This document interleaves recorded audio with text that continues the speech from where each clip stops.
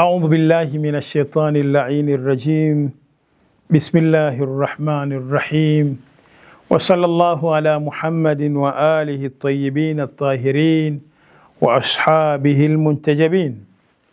Tukiwa katika mfululizo wa darsa zetu za mwezi mtukufu wa Ramadhan na tukiangalia khutba ya Bwana Mtume Muhammad sallallahu alayhi wa alihi wasallama, ambayo kwa kweli amezungumzia mambo mengi, mafunzo mengi ya kushikamana nayo, ya kuyafanya katika mwezi mtukufu wa Ramadhan, yani faida na amali nyingi nzuri na bora za kuzifanya katika mwezi huu mtukufu wa Ramadhan.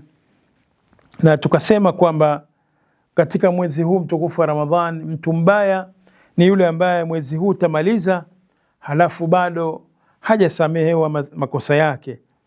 Na tukasema kwamba mtu huyu tutamjua pale unapomaliza mwezi halafu ikawa maisha yake ya kabla ya Ramadhan na maisha yake ya baada ya Ramadhani hayajabadilika, hajawa mtu mzuri, hajawa mtu bora, hajawa katika mstari, si mtu wa ibada, amebakia vile vile tariku sala, amebakia vile vile mtu wa kutenda maasi. Huyu atakuwa bado hakuupata msamaha ule ambao Bwana Mtume sallallahu alayhi wa alihi wasallama ameuzungumza.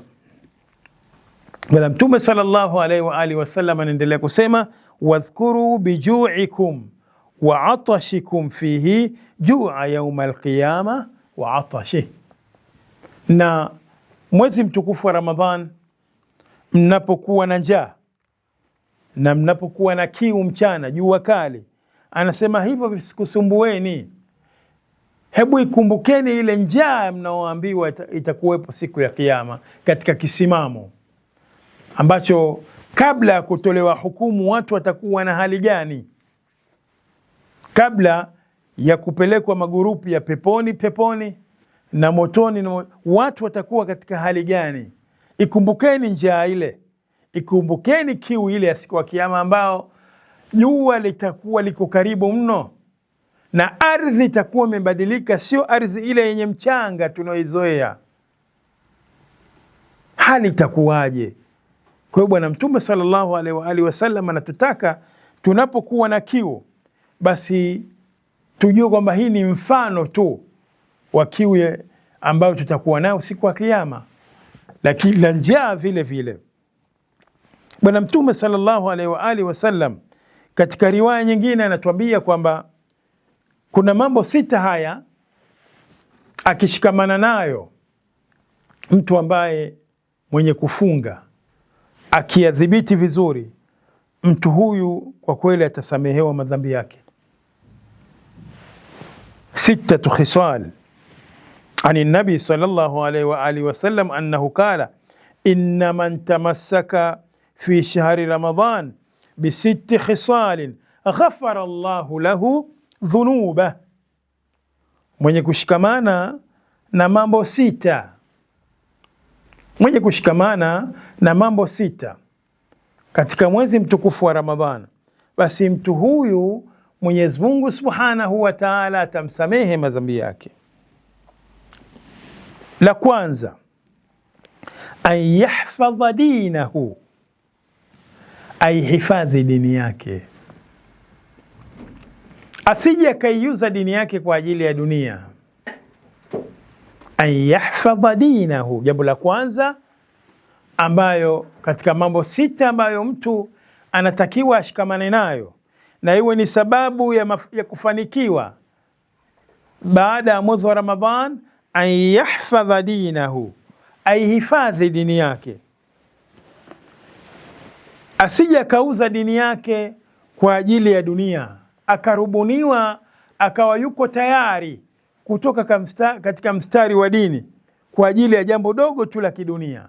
Kwa jambo la kwanza la kushikamana nalo Bwana Mtume sallallahu alaihi wa alihi wasallam anasema an yahfadha dinahu, aihifadhi dini yake. Dini ndio kila kitu, kuhifadhi dini. Mkweli ibada zake anazifanya, an yahfadha dinahu. La pili katika mambo sita ya kushikamana katika mwezi mtukufu wa Ramadhani, wayasuna nafsahu, ailinde nafsi yake, aihifadhi nafsi yake, aikinge nafsi yake, kwa sababu tunajua inna nafsa la ammaratun bisu illa ma rahima rabbi, hakika ya nafsi siku zote inampeleka mtu katika maovu, inamwelekeza mtu katika maasi. Kwa hiyo ahakikishe ndani ya mwezi mtukufu wa Ramadhan anailinda nafsi yake na maovu, anailinda nafsi yake na maasi. Amuombe Mwenyezi Mungu amsaidie.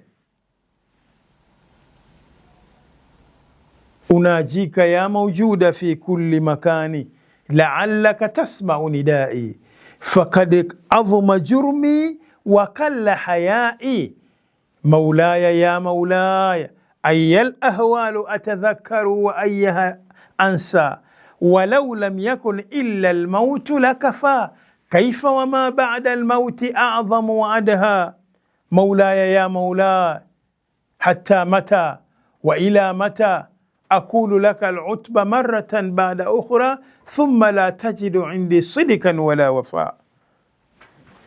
Amuombe Mwenyezi Mungu Subhanahu wa Ta'ala amlinde, amsaidie, amstiri, kwa sababu nafsi hii kupambana nayo ni nzito, ni ngumu. Mtu umeishi katika maovu miezi 11, kutoka katika ile hali ya maovu yale ya mwezi 11 si jambo lile mama. Mtu ambaye ulikuwa huingii msikitini, sasa uingie msikitini vipindi vitano, uswali salatul laili, uswali tahajjud, usome Qur'an. Mtu mwaka mzima hujakamata Qur'an, hujaisoma. Ni mambo yanataka bidii, yanataka usaidizi wa Mungu. Kwa hiyo jambo la pili katika mambo 6 ya kushikamana nayo, aihifadhi nafsi yake. Lakini la tatu muhimu ambalo litatusaidia, wayasilu rahimahu. Mtihani mzito katika hili, aunganishe familia yake, aunge udugu.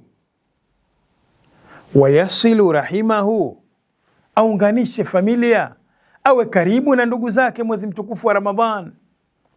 Unyanyue simu, pengine kuna ndugu yako huko anafunga hana iftari, kuna baba yako anafunga hana iftari, kuna ami yako anafunga hana chakula, kuna shangazi yako hajui anaftari nini, kuna ndugu zako analala njaa, kuna kaka zako hajijui. Lazima mwezi wa Ramadhan, kama huna si mtu kuwasiliana, basi ufanye bidii mwezi mtukufu wa Ramadhan, ayasila rahimahu, uwaunge ndugu zako, uwe karibu sana na ndugu zako. Una uwezo wa kuwafutarisha ndugu zako mwezi mzima, wafutarishe, waite nyumbani waje kufutari. Kuwa karibu na familia yako, kuwa karibu na wazazi wako, kuwa karibu na ndugu zako, hususan katika mwezi mtukufu wa Ramadhan. Yani mtu kama ataamua afunge vizuri, asimame laili, lakini akawa hana habari na ndugu zake, hizo funga hazina faida. Huna habari na babako anakula nini, anavaa nini, huna habari na mama yako anakula nini, anavaa nini, halafu unasema wewe unafunga. La. Bwana Mtume sallallahu alaihi wa alihi wasallam, la tukbalu salatu qati'ir rahim, swala, ibada za mtu mwenye kukata familia yake, ibada zake hizo zikubaliwi, bali ana laana ya Mwenyezi Mungu juu mtu ambaye ataikata familia, atakata udugu. Kwa hiyo Bwana Mtume sallallahu alaihi wa alihi wasallama analitilia mkazo hili katika mambo 6 ambayo atakufanya wewe usamehewe madhambi yako katika mwezi mtukufu wa Ramadhan.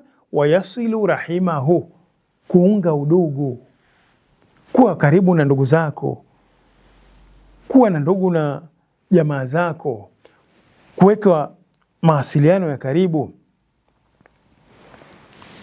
Lakini angalia la ajabu, wala yuudhi jarahu, vile vile hamuudhi jirani yake.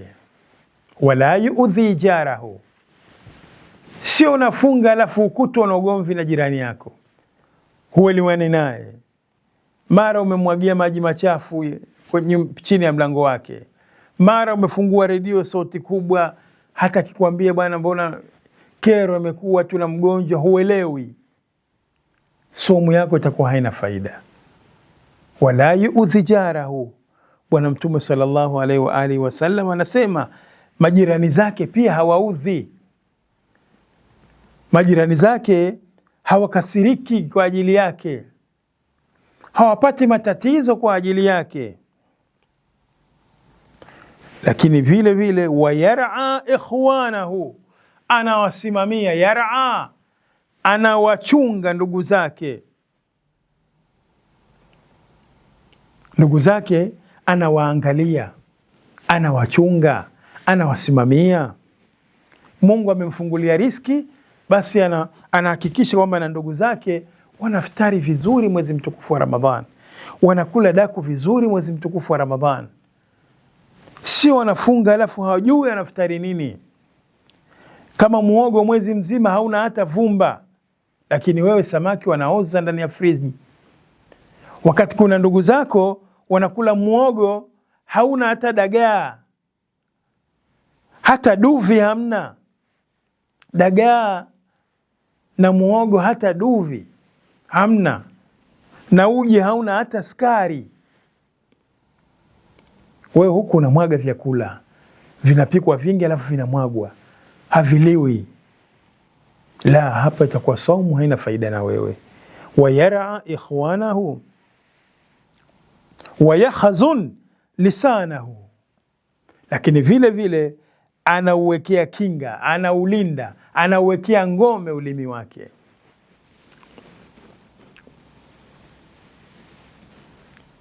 Mtu ambaye atashikamana na mambo haya, Bwana Mtume sallallahu alaihi wa alihi wasallam anasema mtu huyu hatojua mtu malipo yake isipokuwa Mwenyezi Mungu Subhanahu wa Ta'ala. Malipo ya somu yako ambayo imeshikamana na mambo haya, fadhila zake na thawabu zake, hamna atakayezijua isipokuwa Mwenyezi Mungu Subhanahu wa Ta'ala. Mambo sita haya muhimu ametakiwa tuyashike katika mwezi mtukufu wa Ramadhan. Bwana Mtume sallallahu alaihi wa alihi wasallama anasema kwamba njaa ile na kiu itukumbushe kiu ya siku ya Kiyama na njaa ya siku ya Kiyama.